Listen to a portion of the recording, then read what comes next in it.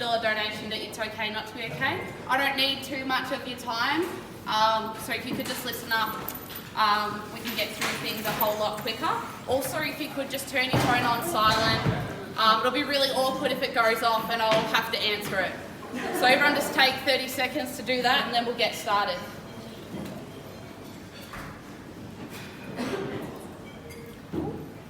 So I've got some notes because I'm nervous. For those of you who don't know me, I am Georgia, but you can call me G if you like. And I'm just wondering if it took anyone else 2 days to get over the hangover from last Saturday night. I still don't feel 100%, but it was a great night. I'm here for It's Okay Not to Be Okay, and here's my family at the front and to the side. And we're here because it's Okay Not to Be Okay round this weekend. So I'll tell you a little bit more about that later. To start off with, I just want to let you know I'm a youth worker, have been for 10 years with the Reach Foundation, started by Jim Steins. I'm also a youth worker with the Shire. I'm in the last semester of my social work degree. And I also have another really exciting job if anyone needs any Nina Pasadena jeans. Bit of shush. Give it the respect she deserves. I was just going to say if anyone needs any Nina Pasadena jeans, Edge Frankston, I'm your girl, meet you there on a Sunday, I'll get you that open pay. So that's a little bit about me. I want to start off from the start. So I'm from the Mornington Peninsula. I've grown up on here my whole life and I'm one of 4. So you can see my sister Hayley down the front here, my other little sister Maddie, there's me and there's my brother Ben. And I also have a dad and a mum, so we're one of 6. And my mum was a really good basketballer, so she used to call us team hocking because you've got 5 players and 1 on the bench, and so we're all team hocking. We grew up on a flower farm, we grew up eating dirt, and for fun we used to let our cows out and round them up and scare the shit out of mum. That was our idea of a good time growing up. And we had a really good childhood. Until when I was about in grade 5, I noticed that there was something different about my family. And that's that my mum used to go home pissed every night. She would get really drunk, and no one else's mum seemed to do that.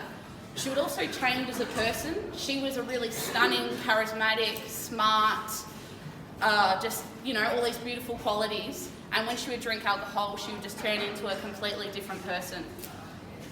We tried rehab, we tried counselling, and we went through years of absolute hell, and she couldn't get better. My mum and dad split up, and when I was 17, we asked mum to choose our family or the alcohol, and really sadly, she chose the alcohol.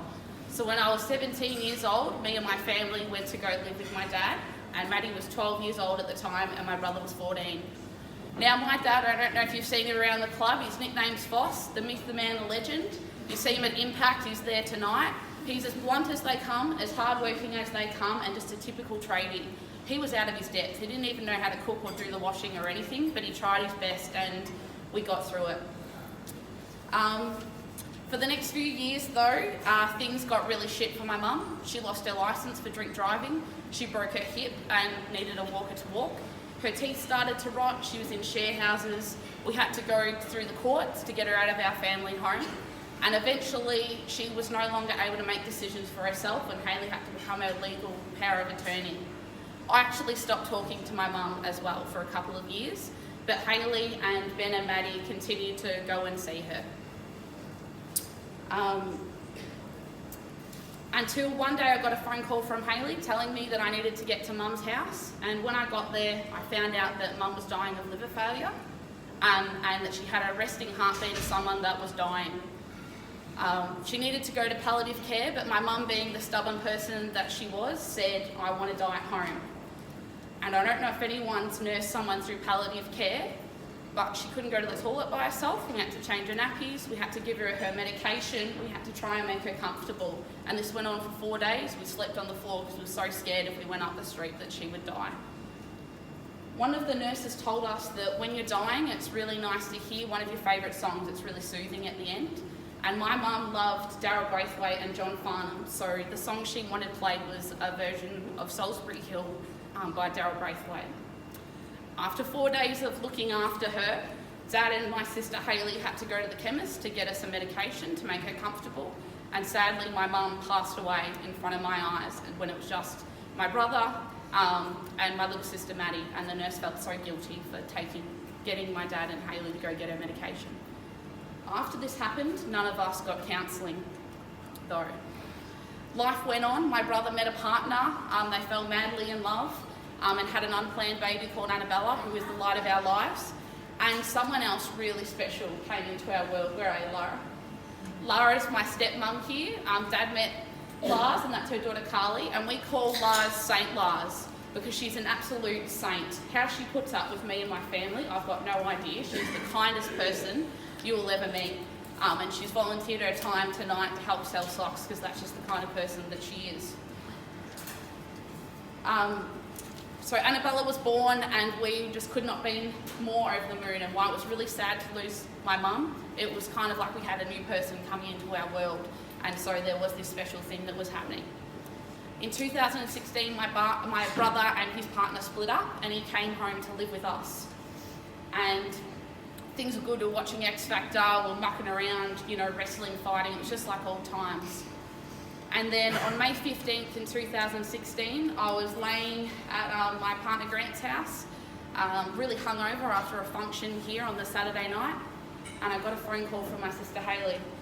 And she said, I've just heard from Ben's partner, and she has said that Ben asked if they were getting back together, and when she said no, he said, I don't want to be in this world if it's not with you and Annabella. And we knew that shit was serious.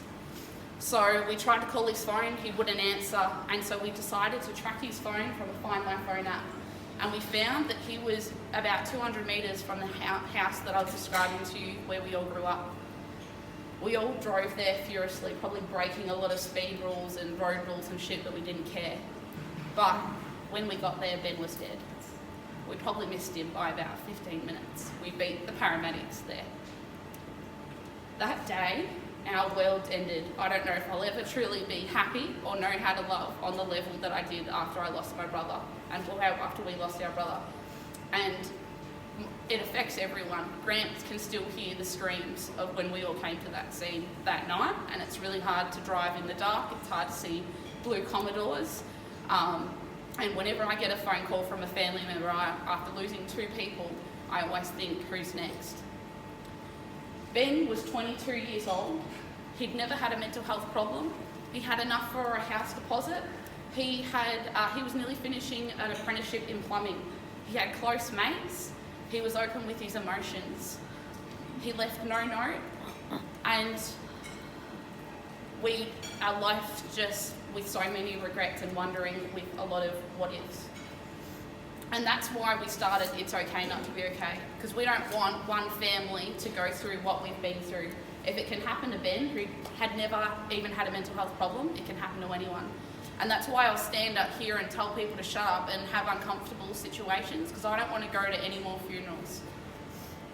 So, I want to give you some tools of how we can look after each other, because in 2016, we lost our brother Ben, but 2,866 Australians also died by suicide. So the first thing I want to tell you is that if someone says that they are feeling suicidal, you need to take that seriously. You need to call Lifeline or get them to a GP or a counsellor, or call 000 if you feel like it's an emergency. The second thing I need everyone in this room to do is stop joking about suicide.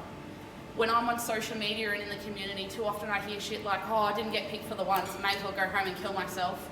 Oh, did you see that shit photo I took at cruise? I look fucking hideous. I should go home and kill myself. And as a family member of someone who has lost someone to suicide and had my own suicidal thoughts, it's a punch to the stomach. My brother didn't end his life because he didn't get named in the ones or because he took a shit photo. Suicide is so much more complex than that. So if someone is having suicidal thoughts, you need to link them in with Lifeline. We also need to look out for our mates. We're here because we all love team sport, and looking after each other is also a team sport. If someone starts not showing up anymore, goes quiet, is a bit irritable, starts taking risks like drink driving or anything like that that's out of character, you need to pull them aside and ask, are you okay? And if they're not, get them some help.